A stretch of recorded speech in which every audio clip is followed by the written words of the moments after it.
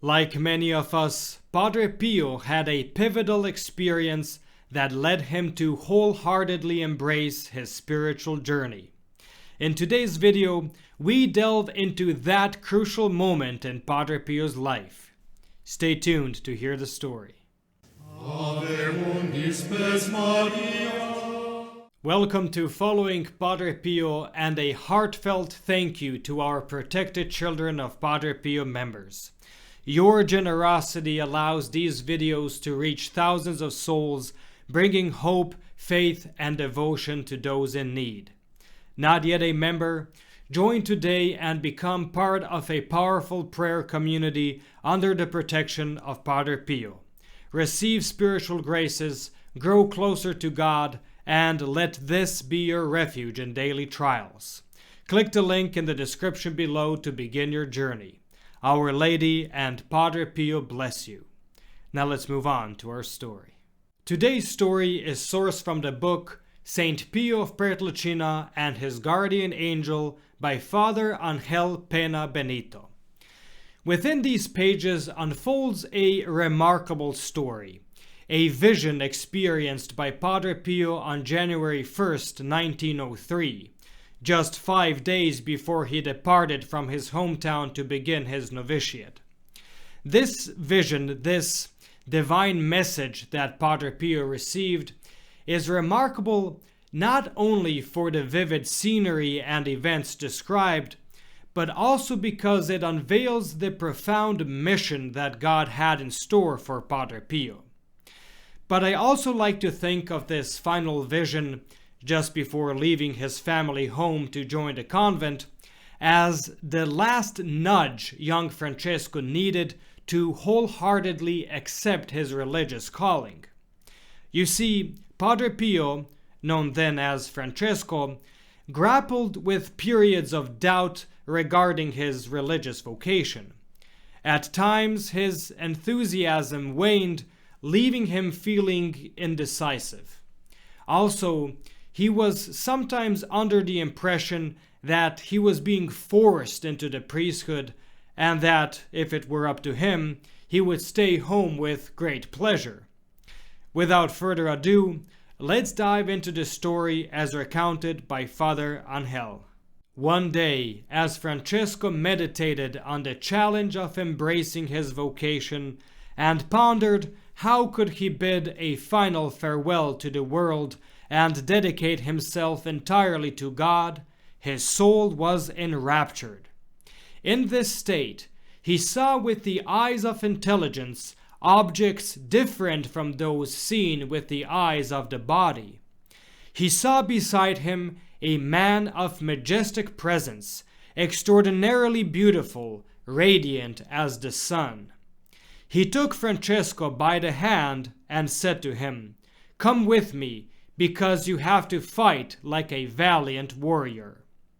The beautiful man then led him to an extensive field where there was a large crowd of men.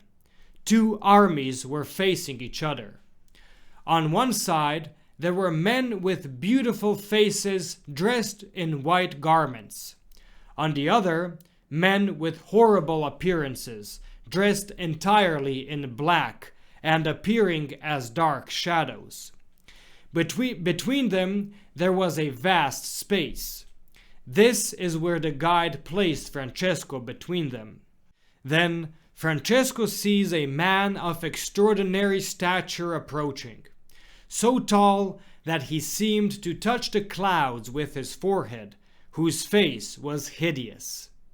The luminous man warns Francesco that he must fight with this terrible monster, but Francesco felt an indescribable fear. "All resistance is useless," said the beautiful man. "You have to fight with him. Advance bravely. I will be with you. I will help you. I will not allow you to be defeated. As a reward for your victory, I will give you a splendid crown." Francesco accepted the battle. The clash was astonishing, terrible. But finally, with the help of the luminous guide, Francesco defeated the monster and put him in a shameful flight. The enraged monster took refuge behind a crowd of men with horrible appearances. The other crowd of men, with a beautiful appearance, erupted in applause and shouts of joy, and they placed a splendid crown on his head. But it was ordered to be removed by the luminous man. I have reserved for you another much more beautiful crown, if you manage to always fight well against this wicked character you fought today, explained the luminous man, and then added, bear in mind that he will come back to assault you once or twice. Fight bravely and never doubt my help. Father Angel concludes, his soul was enveloped in a very intense inner light. Penetrated by this purest light, he understood very clearly that entering the convent to dedicate himself to the service of the celestial king implied exposing himself to the struggle against that man, the infernal monster, with whom he had fought a hard battle in the previous vision. On January 6, 1903, Francesco left for the convent of Morcone in central Italy to begin his novitiate, unaware of the extraordinary experiences that awaited him on his lifelong spiritual journey. End of story. Now, it's needless to say that the experience I just described was momentous in shaping Padre Pio's spirituality. While his vision was extraordinarily powerful and vivid, I'm under the impression that many people have had some kind of unusual experience that gave them that final nudge to start their spiritual journey. So I would like to ask you, our dear viewers, what was that crucial thing that led you to embark on your spiritual journey? Please let me know in the comments section below. Thank you for watching. May Our Lady and Padre Pio bless you, and we'll see you in the next video.